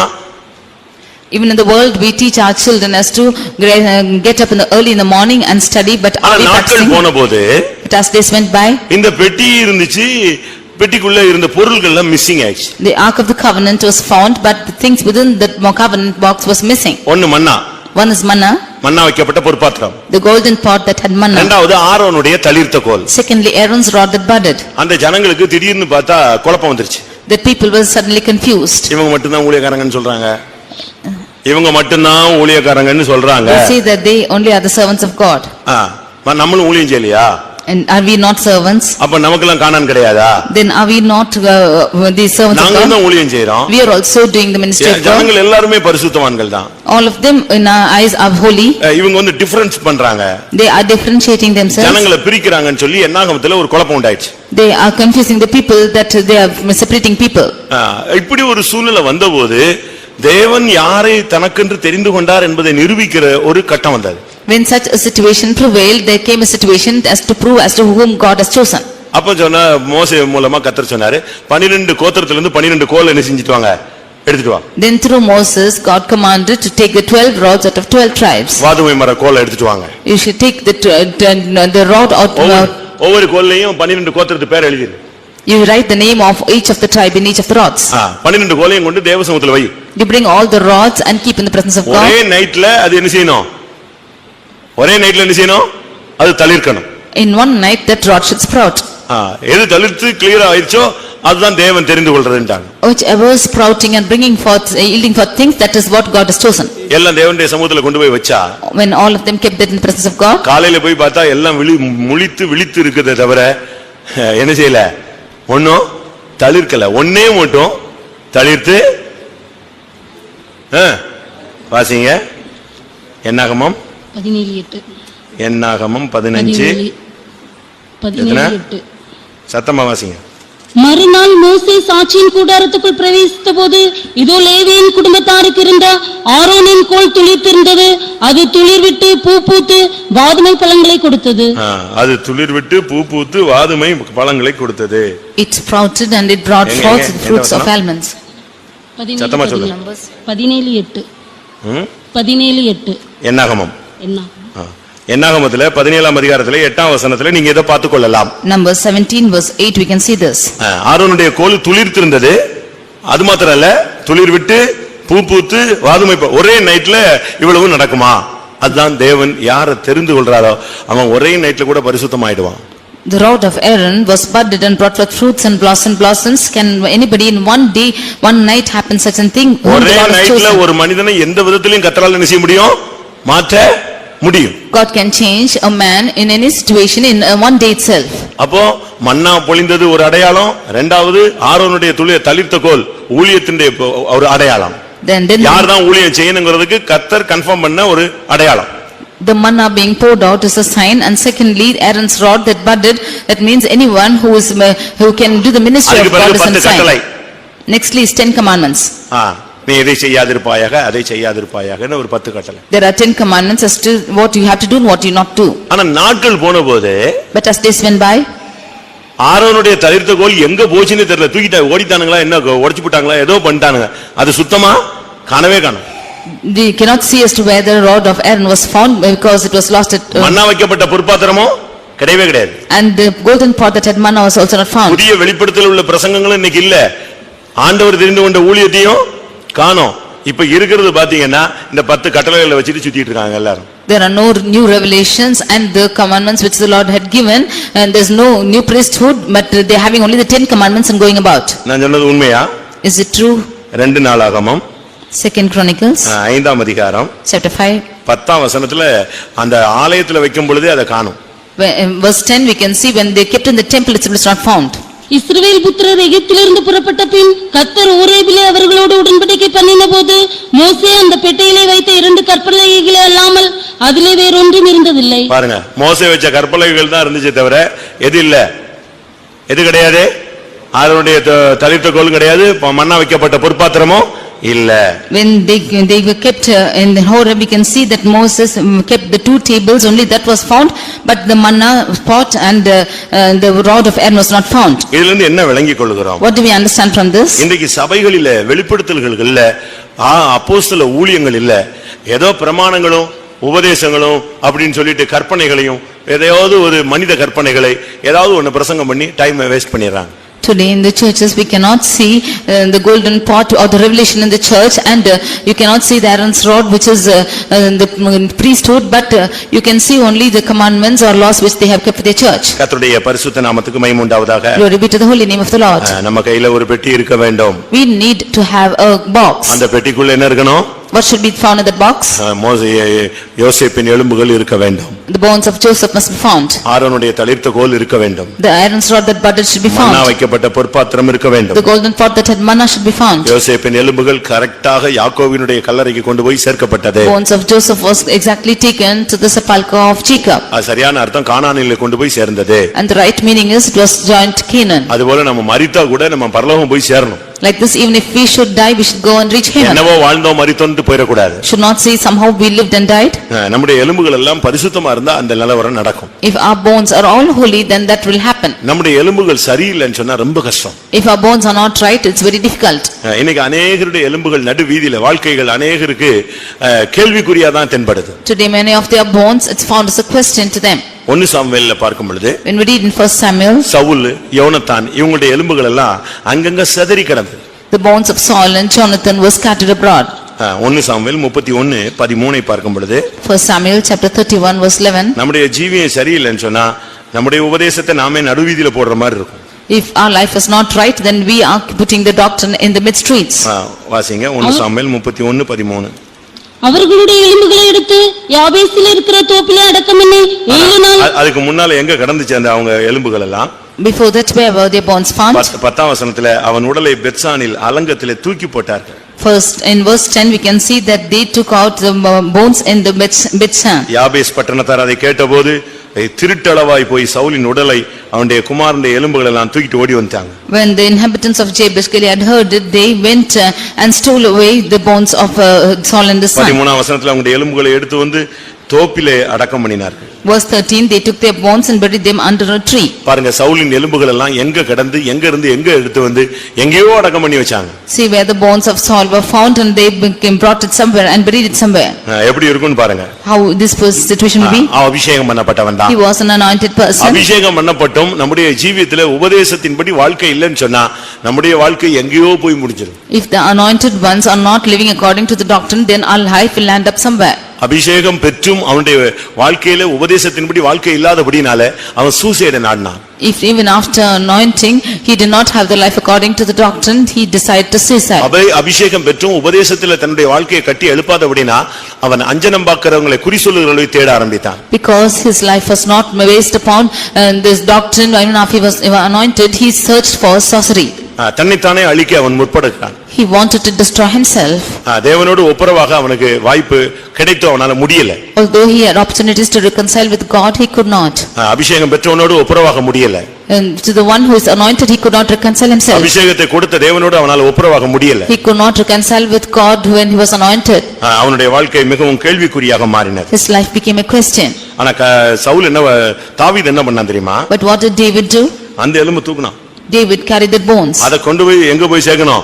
சரியான இடத்துல கொண்டு போய் சேர்க்கணும்ட்டு அந்த எலும்பை தோண்டி திருட்டளவா கொண்டு போய் அவங்க எடுத்துட்டு போனாங்க.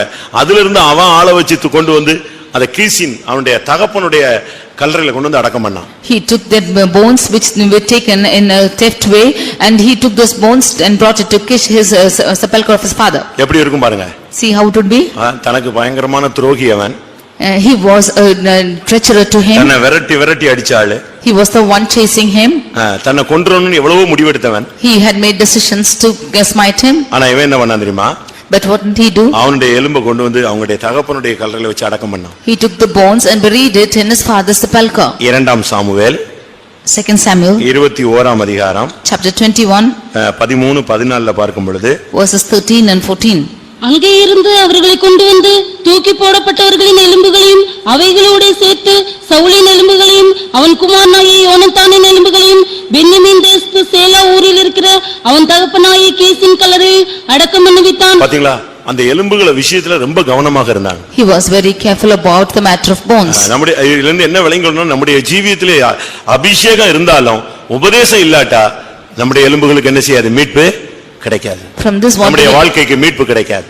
What do we understand from this? Even if we have anointing, if we have no doctrine, there's no redemption for our life. அபிஷேகம் எல்லாருக்கும் கிடைச்சிருக்கு. Anointing, all of them are receiving. இன்னைக்கு எல்லா சபையிலும் அபிஷேகம் ஆவியானவர் இறங்குறார். There is a Holy Spirit descending in all churches today. ஆனா அந்த சத்திய ஆவியானவர் வரும்பொழுது சகல சத்தியத்துக்குள்ள வழி நடத்துவாருங்கற அந்த இடத்துக்கு அவங்க ஆவியானவர் தங்களுக்குள்ள என்ன செய்யறது இல்ல, அனுமதிக்கிறது இல்ல. But they are not admitting that Holy Spirit to work in them, that the Spirit of truth, when he comes, will lead in all truth. தாங்க இருக்கிற சபையினுடைய சத்தியத்துக்கு மட்டும் தான் நடத்துவார்னு சொல்லிச்சிட்டு அந்த குறிக்கப்பட்ட சத்தியத்துக்கு அந்த சபைக்குடைய சத்தியத்துக்குள்ள தான் இருக்காங்க. சகல சத்தியம் என்கிறதான தேவபக்திக்கேற்ற அப்போஸ்தல உபதேசத்துக்கு வர்றதில்லை. They are only applying the truth which is found in their church alone. They are not going into all the truth which the Spirit of God is leading them and coming to the apostolic fellowship. Bible என்ன சொல்லிருக்கு? What does the word of God say? சத்திய ஆவியானவர் வரும்பொழுது சத்தியத்துக்குள்ள இல்ல, சகல சத்தியத்துக்குள்ள உன்னை நடத்துவார். அதனுடைய சரியான அர்த்தம் என்னன்னா சகல சத்தியங்கிறது அது தேவ பக்திக்கேற்ற அப்போஸ்தல உபதேசத்தை தான் காண்பிக்கிறது. When the Spirit of God shall come into you, he shall lead you into all the truth, that means the doctrine of the apostles. கர்த்தருடைய பரிசுத்த நாமத்துக்கு மகிமை உண்டாவதாக. Glory be to the holy name of the Lord. இவன் என்ன பண்ணா? What did he do? இந்த எலும்பெல்லாம் அங்கங்க இருந்து எடுத்துட்டு வந்தான். He carried all the bones from everywhere. Collect பண்ணி கொண்டு வந்தான். Collected all the bones. எங்கேயோ கடந்தது கொண்டு போய் அவங்க ஒரு இடத்துல அடக்கம் பண்ண, இவன் அங்க இருந்து அதை கொண்டு வந்து தகுந்த இடத்துல கொண்டு வந்து நிறுத்தின பொழுது இந்த கரெக்டா இந்த எலும்பை கொண்டு வந்து அந்த இடத்துல அடக்கம் பண்ண போது கர்த்தர் அவனுடைய விண்ணப்பத்துக்கு செவி கொடுத்தார். From somewhere they collected the bones and brought them and buried somewhere, but he collected those bones and he buried them in his father's sepulchre. Then the Lord hearkened to him. 2 Samuel 21:14 last போர்ஷனை பார்த்தீங்கன்னா 2 Samuel chapter 21:14 verse, the last portion. அதற்கு பின்பு தேவன் தேசத்திற்காக செய்யப்பட்ட வேண்டுதலை கேட்டருளினார். போதுமா? அதற்கு பின்பு தேவன் தேசத்துக்காக செய்யப்பட்ட வேண்டுதலை கேட்டருளினார். After that God was entreated for the land. நாம் உபதேசத்தின்படி இருந்தோம்னா கர்த்தர் நம்முடைய ஜெபத்தை கரெக்ட்டா கேட்பார். If we are living according to the doctrine, then the Lord will hearken to our prayer. கர்த்தருடைய பரிசுத்த நாமத்துக்கு மகிமை உண்டாவதாக. Glory be to the holy name of the Lord. அடுத்து 2 ராஜாக்கள் 13 அதிகாரம் 21 வசனத்துல எலிசாவின் எலும்பை பற்றி பைபிள்ல படிக்கிறோம். 2 Kings chapter 13 verse 21, we can see about the bones of Elisha. ஒரு வல்லமையான மனிதன்.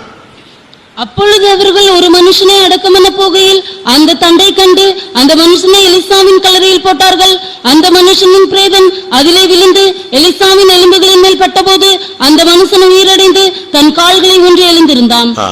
2 ராஜாக்கள் 13:21 நாம் இதை பார்க்க முடியும். 2 Kings 13:21, we can see this. இங்கே எலிசா மரித்த ஒரு சூழ்நிலையை நாம் பார்க்கிறோம். Here we see of the state where Elisha was dead. ரெட்டிப்பான அபிஷேகம் உள்ள ஒரு மனிதன். He was a double anointed person. அவன் வாஞ்சித்தபடியே கர்த்தர் அவனுக்கு அதை கொடுத்தார். As he desired, the Lord gave him. அவனும் அந்த ஊழியத்தை சரியான விதத்தில் செய்து முடித்தான். He too fulfilled the ministry in the right way. வியாதிப்பட்டான். He became sick. மரணத்துக்கு ஏதுவான வியாதியாக மாறினது. And his sickness went to death. அவனுடைய ஓட்டம் முடிந்தது. And his race finished. அவனை கொண்டு போய் ஒரு கல்லறையில அடக்கம் பண்ணி விட்டார். And they buried him in a sepulchre. இப்போ ஒரு மனிதன் எதேச்சையாக இறந்து போயிருந்தான். Now a man was buried in that way. அவனை அடக்கம் பண்ணுவதற்காக தூக்கிட்டு வந்தாங்க. And they took him to bury him. இவங்க தூக்கிட்டு வரும்பொழுது சத்துரு தேசத்திலிருந்து போர் பிரகடனம் பண்ணி சத்துருக்கள் போராயுதத்தோடு வந்துட்டாங்க. When they carried him to bury, suddenly there came a troop along with their weapons from the enemy's land. அவங்க இந்த எதிரிகளுடைய ராணுவத்தை பார்த்த உடனே இந்த ஜனங்களுக்கு போய் அடக்கம் பண்றதுக்கு தைரியம் இல்லை. When they saw the troop of that enemy, these have no courage to go and bury. அவங்க என்ன பண்ணாங்க? Immediately what they did? பக்கத்துல இருந்த கல்லறையாகி எலிசாவின் கல்லறையில யாரத்துக்கு போட்டு போயிட்டான்? அடக்கம் பண்ணல, கல்லறையில் போட்டார்கள். தூக்கி போட்டு ஒரே அவ்வளவு ஓடி போயிட்டாங்க. They cast the man into the sepulchre of Elisha and went away. என்ன நடந்துச்சு தெரியுமா? What happened was, இவங்க தூக்கி போட்டு போனாங்க, அவன் எழும்பி இவங்க பின்னாலேயே போயிட்டான். they cast him and went, but he revived and he followed them back. ஒரு மேஜிக் மாதிரி. It was like a magic. அவங்க தூக்கி போட்டு ஓடுனா இவன் எந்திரிச்சு திருப்பி அவங்க பின்னால ஓடுனா எப்படி இருக்கும் ஓட்டம்? When they cast him and went, when he is walking behind them, how it will செத்து be? போனவன் பின்னால எந்திரிச்சு ஓடி வந்தான்னா இவன் எங்க போய் நிப்பான் மத்தவெல்லாம்? One who is dead, if he is following him, where will the others will go and stand? யோசிச்சு பாருங்க. You just think and see. இவனை தூக்கி போட்டா இவன் எழும்பிட்டான். When he was cast into the sepulchre, he rose up. பார்த்தா சத்துருக்கள் இவங்க எல்லாம் சத்துருக்களை பார்த்து ஏற்கனவே ஓடிக்கிட்டு இருக்கான். இப்ப இவன் என்ன செஞ்சான்? இவனும் ஓட வேண்டியதான். When all of them were afraid of their enemies, he is also running along with them. பாருங்க, செத்து போய் எத்தனையோ வருஷமாகி many years together that he is dead and gone. சரீரம் எல்லாம் அழுகி நாரி சதையெல்லாம் எல்லாம் காலியாகி போய் வெறும் எலும்பு தான் கிடக்கு. ஆனா அந்த எலும்புல பட்ட ஒரு மரித்த மனிதன் என்ன செஞ்சான்?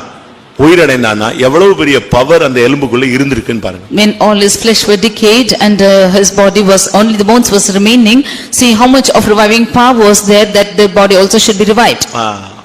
இவனுடைய எலும்புகளுக்குள்ளே பாவம் அல்ல, இவனுடைய எலும்புகளுக்குள்ளே மரித்தோரை எழுப்பும் சக்தி இருந்தது. There was no sin in that bones, but the resurrecting power of raising up the dead was found in it. நம்முடைய எலும்புகள், அதனால தான் நாங்க சொல்றோம் நல்ல அபிஷேகத்தில் நிரம்புங்க, ஸ்டைலா நிரம்பாத, நல்ல ஆவியில நிரம்பு. எலும்புல, நரம்புல, ஊனுல, சதையில, இரத்தத்துல, தோல்ல, மயிர்ல அபிஷேகம் இறங்கணும். Therefore we ask you to get filled in the spirit, that the anointing will descend upon all the flesh and veins and all the blood and every hair of the body.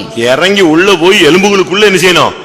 அபிஷேகம் இறங்கணும். This anointing should go deep within the bones. சரியான அபிஷேகம் இந்த எலும்புக்குள்ள வரும்போது இந்த எலும்புல இருக்கிற பாவம் சாபம் எல்லாம் ஓடி போயிடும். When the right anointing comes into the bones, all the curse and sin which is found in these bones will flee. 109 சங்கீதம் 17:18 பாத்தீங்கன்னா சாபம் அவ எலும்புக்குள்ள எண்ணெயை போல இறங்கி உட்கார்ந்திருக்கு. In Psalm 109 verse 17 and 18 we see that the sin is going like oil into that body. சாபம், that curse is going like oil into that body. 109 சங்கீதம் 17:18.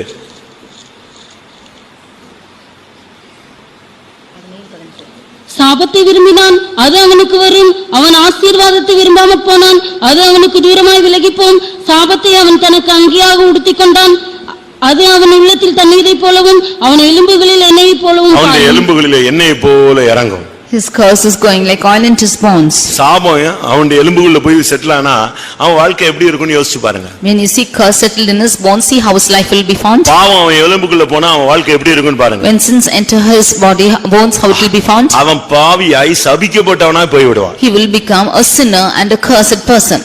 ஆனா இங்க என்ன நடந்துச்சு? But what happened here? இவனுடைய எலும்புகளுக்குள்ள யோசேப்பின் எலும்புகளுக்குள்ள பரிசுத்தம் இருந்தது. இவனுடைய எலும்புக்குள்ள என்ன இருந்துச்சு? அழியாத ஜீவனுக்குரிய வல்லமை இருந்தது. In the bones of Joseph were found no sin, but in the bones of Elisha there was a resurrecting power which was மரித்தோரை எழுப்பும் சக்தி இருந்தது. That was a power which will quicken the dead. இந்த சரீரம் உயிரோடு இயேசு வரும் பொழுது இல்லாவிட்டால் உயிர்த்தெழுதலின் நாள்ல எலிசா உயிரோடு எழும்புவாரா இல்லையா? Will this body with the bones of Elisha on the resurrection they will rise up? மற்றவனே எழுப்பக்கூடிய சக்தி இருக்கு. அப்ப இது எவ்வளவு ஸ்பீடா எழும்புன்னு யோசிச்சு பாருங்க. But because it has the power to raise up the other bones itself, how much more it will have the power to நம்முடைய எலும்புகள்ல நம்ம சாகும் பொழுது சாபமோ பாவமோ இருக்க கூடாது. பரிசுத்தமும் தெய்வீக சக்தியும் உள்ள இருக்கணும். At the time of death there should not be sin or curse in our bones, but there should be holiness and divine power. இல்லனா ஒரு பிரயோஜனம் கிடையாது. Without this there's no use. ஒரு சிலர்லாம் கர்த்தருடைய வார்த்தையை பேசுறதே கிடையாது. Some of them are not speaking the word of the Lord. நல்லா கவனிச்சுக்கோங்க, தூங்காத. Hearken properly. கர்த்தருடைய வார்த்தையை ஒரு சிலருக்குள்ள இருந்து வேலை செய்ய அனுமதிக்கிறது இல்ல. Some of them don't admit the word of God to work in them. நான் சொல்றதை நல்லா கவனிங்க விசுவாசிகள். All the believers and servants of God. கர்த்தருடைய வார்த்தை உனக்குள்ள வந்து ஏதோ ஒன்னு செய்ய போகுது அப்படினு சொன்னா அதை செய்ய அனுமதிக்கணும். If the Lord wants the word of God to come into you and work in you, you should admit it. கர்த்தருடைய வார்த்தை உனக்குள்ள இருந்து வெளியே வரணும்னா நீ அதை செயல்படுத்தணும். சொல்லணும். If the word of God should come out of you, you should proclaim or announce it. கர்த்தருடைய வார்த்தை உனக்குள்ள வேலை செய்ய விடாம கர்த்தருடைய வார்த்தை உனக்குள்ள இருந்து வெளியே வர விடாம நீ அடைபட வச்சின்னு சொன்னா அது உன் எலும்புக்குள்ள எப்படி வேலை செய்யும்? அக்னியா மாறிடும். If you control yourself without allowing the word of God to operate from you, then it will become a fire in your bones. அதனால தான் நல்ல ஊழியக்காரங்க கூட வியாதியஸ்தரா நல்ல விசுவாசிகள் கூட பலவீனர்களாக மாறுறதுக்கு காரணம் எலும்பு வலிக்குது கால் வலிக்குது அதெல்லாம் ரீசன் இதுதான். கர்த்தருடைய வார்த்தையை நீ அடைச்சிட்ட, பிரேக் பண்ணி வச்சிட்ட. That is why good servants of God or believers also becoming sick, because you have controlled or broken the word of God. Jeremiah 20ஆம் அதிகாரத்துல பார்க்கும் பொழுது chapter 20 அதுல தெளிவா சொல்லியிருக்கு. It is clearly said about this. என்ன சொல்லியிருக்கு? 9ஆம் வசனம். Verse 9. எரேமியா 20:9. ஆதலால் நான் அவரை பிரஸ்தாபம் பண்ணாமலும் இனி கர்த்தருடைய நாமத்திலே பேசாமலும் இருப்பேன் என்றேன். எப்படி? நான் இனிமே கர்த்தரை பத்தி பேச மாட்டேன், சாட்சி சொல்ல மாட்டேன், பிரசங்கம் பண்ண மாட்டேன், தீர்க்கதரிசனம் சொல்ல மாட்டேன், நான் அவரை பிரஸ்தாபம் பண்ண மாட்டேன். இனி கர்த்தர் பேசினா பேசுறாரு, பேசாட்ட போறாரு, ஊழியம் நடந்தா நடக்குது, நடக்காட்ட போகுது. நீ இல்லைன்னா அவருக்கு எவ்வளவு பேர் இருக்கிறான். இந்த எலியா ஒருத்தன் கடந்துகிட்டு நான் ஒருவன் மாத்திரம் கண்ணை மூடி ஜெபிச்சான். அவரு பதில் சொன்னாரு, வித்தியாசமா பேசாத, எத்தனை பேர் இருக்கிறான்? 7000 பேரை நான் உன்னை விட ஜாஸ்தியான 7000 பேரை வச்சிருக்கேன்னு சொன்னார். If you say that I will no more speak or I will no more speak the word of God or no more prophesy or no more work, கிருபையா ஒரு சான்ஸ் கொடுத்திருக்காரு. செய்யலன்னா தூக்கி எறிஞ்சிட்டு அடுத்த ஆளை தூக்கிட்டு போயிட்டே இருப்பாரு. The Lord has given a gracious chance to you. If you do not do it, he will give it to the others and go away. 9ஆம் வசனம் மறுபடியும் வாசிங்க. ஆதலால் நான் அவரை பிரஸ்தாபம் பண்ணாமலும் இனி கர்த்தருடைய நாமத்திலே பேசாமலும் இருப்பேன் என்றேன். ஆனாலும் அவருடைய வார்த்தை என் எலும்புகளில் அடைபட்டு எரிகிற அக்னியைப் போல் என் இருதயத்தில் இருந்தது. அதை சகித்து இளைத்து போனேன், எனக்கு பொறுக்க கூடாமற் போயிற்று. போதுமா? தெளிவா இருக்கா இந்த வசனம்? நான் ஊழியம் செய்ய மாட்டேன், பிரசவம் பண்ண மாட்டேன், நான் ஊழியம் அது செய்ய மாட்டேன், கர்த்தருடைய வார்த்தையில நான் பேச மாட்டேன், யாருனாலும் என்னனாலும் சொல்லட்டும், இனி சாகுற வரைக்கும் தீர்க்கதரிசனம் சொல்ல மாட்டேன். இதெல்லாம் விளங்காத விழுந்து போன பிரதிஷ்டை. If you say that I will not do the ministry, I will not say the word of God, I will not prophesy, I will not do like this, even until the death, these are all consecrations which are not useful. இப்போ என்ன நடந்தது? What happened now? அவருடைய வார்த்தை என் எலும்புகளில் அடைபட்டு விட்டது. Now his word is being shut up in my bones. ஒரு பிள்ளைப்பூச்சி தூக்கி வயித்துல கட்டி வச்சுக்கோங்க, எப்படி இருக்குன்னு பாருங்க. You take the bones. பிள்ளைப்பூச்சி தெரியுமா? இந்த திருடனை வந்து திருடனியான்னு சொன்னா ஒத்துக்க மாட்டான். அதனால என்ன செய்வாங்க, போலீஸ்ல தொப்புள்ள வச்சு இந்த பிள்ளைப்பூச்சியை கட்டி வச்சிருவான். For a thief if you உண்மைதானே? அவ்வளவுதான். அது போட்டு அரிக்கிற அரியில இத்தனாம் தேதி இந்த இடத்துல என்னென்ன பண்ணன்னு சொல்லிடுவான், 10 நிமிஷம் சொல்லிடுவான். இல்லன்னா அவன் செத்தான், தொலைஞ்சான். அதே மாதிரி இந்த கர்த்தருடைய வார்த்தையை நீ சொல்லாம விட்டுட்ட, உனக்கு வந்து ஒரு இன்னைக்கு தீர்க்கதரிசனம் சொல்லல போட்டும், யார் மூலமாவும் பேசட்டும் அப்படின்னு நீ போயிட்ட. ஆனா இந்த வார்த்தை உனக்குள்ள எங்க போகுது? எலும்புகள்ல போய் அக்னி மாறி மாறி அது உன்னை ஒரு வழி ஆக்கி பொறுக்கவும் முடியாது, சகிக்கவும் முடியாது, இழைச்சு போயிருவ. அதனுடைய ஒரு வியாதியஸ்தராய் ஊழியர்கள் விசுவாசிகள் மாறுவதற்கு எந்த பாவமும் செய்யாமல் இந்த பாவம் செஞ்சதுனால உள்ள விளைவு இது. We see that when you shut up the word of God and say that you will not prophesy or declare the word of God anymore, then this is the reward for the that it's when it's shut up in the bones, you become weary and forbearing, and you become sick for servant of God or believer.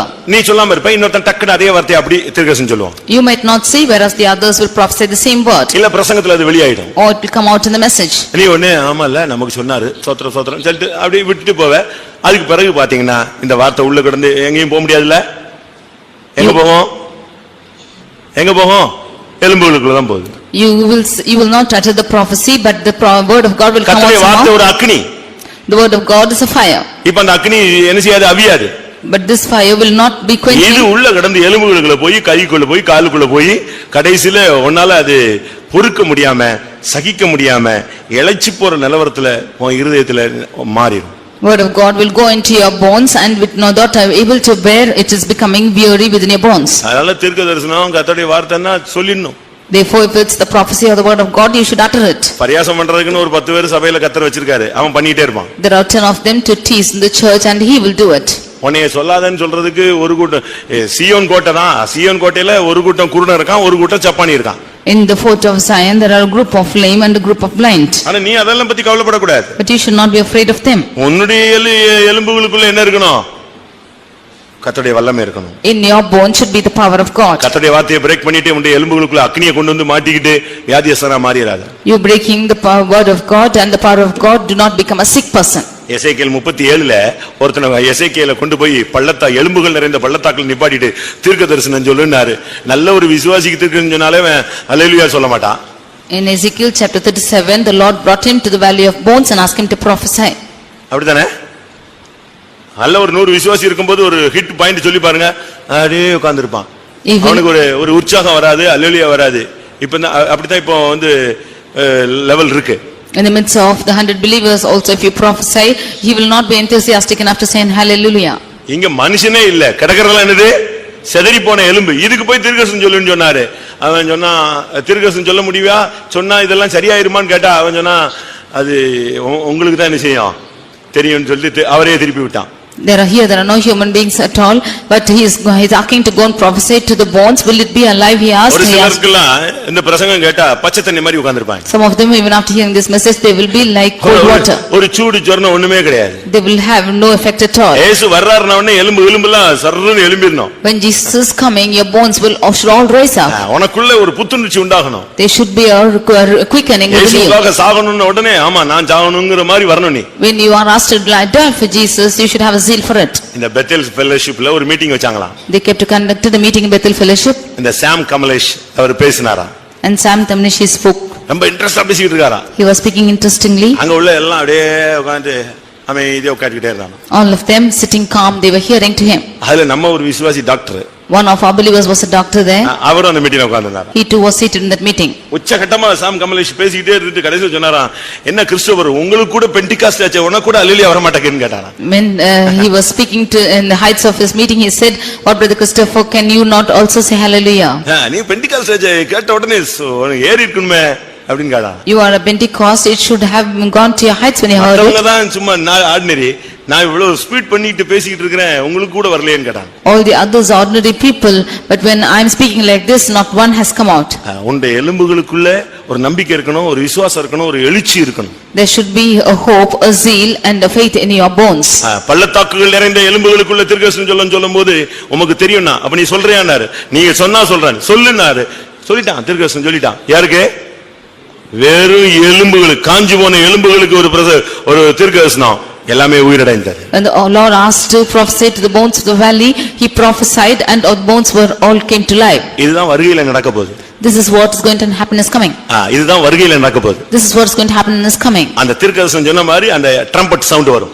As the prophecy came, the trumpet sound will அந்த come. Trumpet sound அடிச்ச உடனே இந்த எலும்புகள் எல்லாம் என்ன செய்யும்? அது எங்க கடந்தாலும் சரி பட்டு பட்டு பட்டு பட்டுன்னு ஜீவன் அடைஞ்சிடும். Whenever the trumpet is sounding, wherever the bones are, it will all be இந்த பூமி இருக்கிற alive. பள்ளத்தாக்குல அது சமுத்திரத்துல கடந்தாலும் சரி, எங்கெங்க கடந்தாலும் சரி, சுட்டு எரிஞ்சு சாம்பலா இருந்தாலும் சரி, ட்ரம்பட் அடிச்சுட்டாங்கன்ன உடனே இதெல்லாம் என்ன செஞ்சிடும்? In the valley of bones, ஒரு காற்று, ஜீவ காற்று வீசி எல்லாம் ஒட்டி போய்டும். in the lively bones or wherever the bones are found in this world, when the trumpet is sounding, when that wind is blowing, everything will be quickened. அந்த sound உடைய ஃபர்ஸ்ட் எஃபெக்ட் யாருக்கு தான் கேட்க போகுது? கர்த்தருக்குள் மரித்தவர்கள் முதலாவது எழுந்திருப்பார்கள், அவங்களுக்கு கேட்கும்.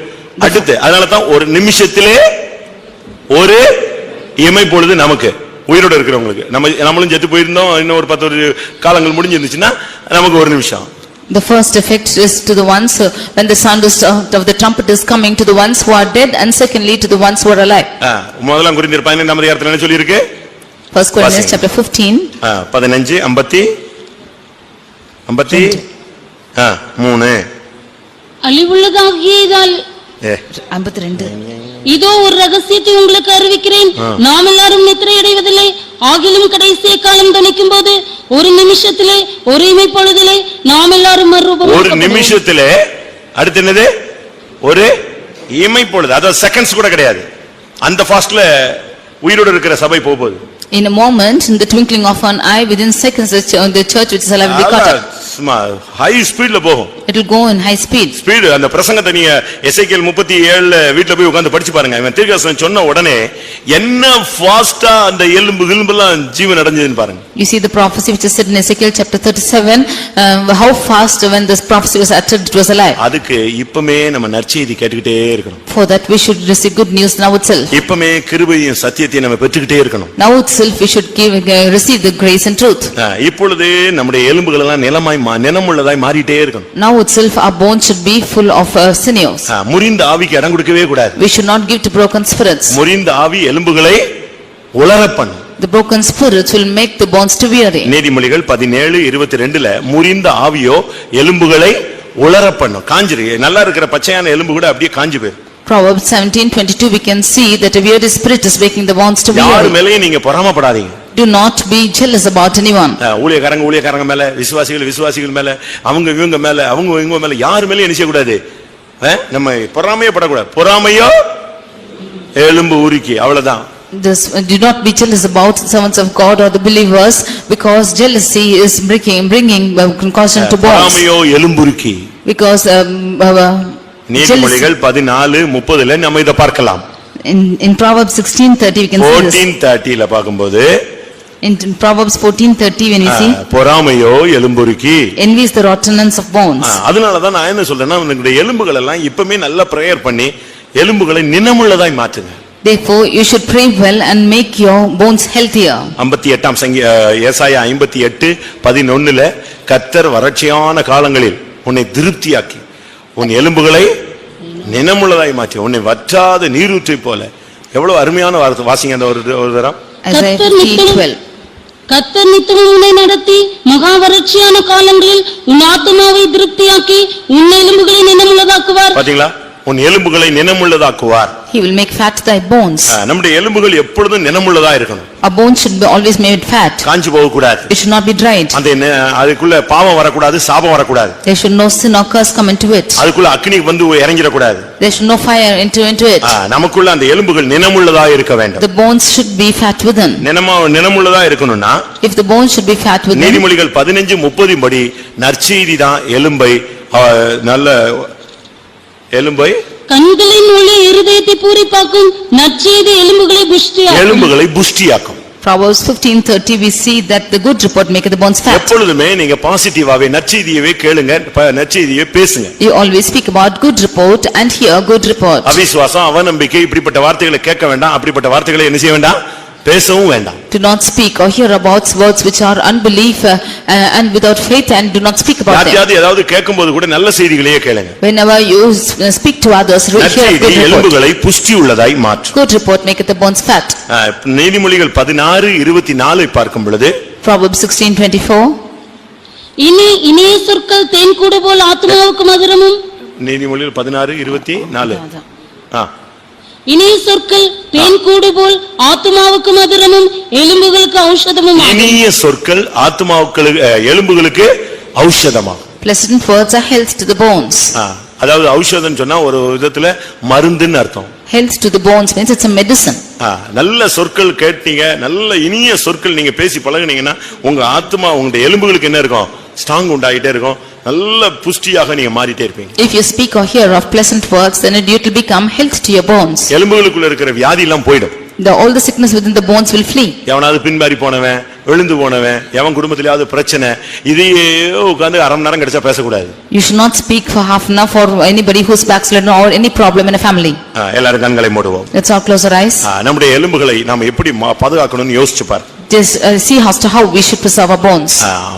இயேசுவினுடைய எலும்புகளில் மனவாட்டி உருவாக்கப்படுகிறார். Out of the bones of Jesus is the bride formed. உபதேசத்தின் மூலமாய் மனவாட்டி உருவாக்கப்படுகிற காலம் இதுதான். This is the time that through the doctrine, this is the time that bride should be formed. உபதேசத்தை எலும்புகளை முறிக்க விடாதீர்கள். You should not allow the bones to be broken. ஒரு மனிதனுடைய எலும்பிலே மனுஷி உருவாக்கப்பட முடியுமானால் இயேசு கிறிஸ்துவினுடைய உபதேசத்தினாலே ஒரு மனவாட்டி சபை உருவாக்கப்பட முடியும். If out of the bones of a man will a woman be formed, from the doctrine of Jesus the bride could be formed. எந்த சூழ்நிலையிலும் உபதேசத்தை விட்டு கொடுக்காதீங்க. In any situation do not leave doctrine. உன்னுடைய எலும்பு இந்த உலகத்தில் அடக்கம் பண்ணப்படக்கூடாது. அது மகிமையிலே உன்னை கொண்டு போய் சேர்க்கணும். Your bones should not be put away this or defiled with this world, which should take you to glory. கையில எப்பொழுதும் இயேசுவின் எலும்பு இருக்கட்டும். Always you should have the bones of Jesus in your hands. யோசேப்பின் எலும்புகள் இருக்கட்டும். You should have the bones of Joseph in your hands. அவனுடைய ஜீவியத்திலே எப்பொழுதும் பரிசுத்தம் மறைந்து இருக்கட்டும். Always let holiness be hidden in life. உன் எலும்புகளிலே எப்பொழுதும் பரிசுத்தம் இருக்கட்டும். Let always in your bones there be found holiness. உன் எலும்புகளுக்குள்ள இருக்கிற சாபத்தை மாற்றும்படியாக கேட்பாயாக. You just pray that your curse be removed from your bones. உன் எலும்புகளுக்குள்ள இருக்கிற பாவத்தை மாற்றும்படியாக கேட்பாயாக. You ask that sin be removed from your bones. உன் எலும்புகளுக்குள்ள இருக்கிறதான உலர்ந்து போன தன்மைகளை மாற்றும்படியாக கேட்பாயாக. That the weary state of your bones be removed, you ask. உன் எலும்பு உருகி போய் கொண்டிருக்கிறதே அதை மாற்றும்படியாக கேட்பாயாக. Your bones have been broken, you pray that it should be removed. கர்த்தருடைய வார்த்தையை பேசாமல் அடைபட்டிருக்கிற அக்கினியை உன்னிலிருந்து மாற்றி போடும்படியாக கேட்பாயாக. That the fire from within you not speaking the word of God is found in your bones, remove, ask to remove it. நற்செய்தி கேளுங்கள், இனிய சொற்களை பேசுங்கள். Hear of good report and pleasant words. கர்த்தாவே என் எலும்புகளை நினமுள்ளதாய் மாற்றும் என்று கேளுங்கள். Lord, you ask the Lord to make your bones fat. எலிசாவின் எலும்புகளைப் போல வல்லமையும் அபிஷேகம் உள்ள எலும்புகளாய் மாற்றும் என்று கேளுங்கள். As the bones of Elisha, you make my bones fat and flourish. என்னுடைய எலும்புகளை யோசேப்பின் எலும்புகளைப் போல மாற்றும் என்று கேளுங்கள். You ask for the bones of Joseph to be found in you. உபதேசத்தின்படி உள்ள ஒரு வாழ்க்கையின்படி என்னை உருவாக்கும் என்று கேளுங்கள். According to the doctrine of the life like this, you make my life. என்னை உம்மை போல உருவாக்கும். You make me like you. அன்றைக்கு அந்த ஆதாமுடைய எலும்பிலே ஒரு மனுஷன் உருவாக்கப்பட்டது போல கர்த்தாவே உம்முடைய எலும்புகளாகிய உபதேசத்தினாலே என்னை நீர் வரும்பொழுது மனவாட்டியாய் உம்மை சந்திக்க வையும். As a woman is made out of the bones of Adam, even so when you should come by your doctrine, you make me as a bride. எத்தனை பேருக்கு ஒரு மாற்றம் வேணும்னு ஆசைப்படுகிறீர்கள்? How many of you desire a change within you? உங்களுடைய எலும்புகளுக்குள்ள ஒரு மாற்றம் உண்டாகணும், உபதேசத்துல ஒரு தெய்வீக மாற்றம் உண்டாகணும், வாழ்க்கையிலே ஊழியங்களிலே ஒரு தெய்வீக மாற்றம் உண்டாகணும், ஒரு உருவாக்குதல் நடைபெற வேண்டும் என்று வாஞ்சிக்கிறீர்கள்? How many of you desire a change within you and the doctrine and in your life also? கர்த்தர் அதை இன்றைக்கு செய்ய போகிறார். The Lord is going to do that. 2 நிமிஷம் எல்லாரும் கண்களை மூடி முழங்கால் படியிடுவோம். For 2 minutes, let's close our eyes and kneel down. உங்களை நினமுள்ளதாய் மாற்றக்கூடிய வல்லமைக்கு இடம் கொடுங்க. They will give for the power to make you fat.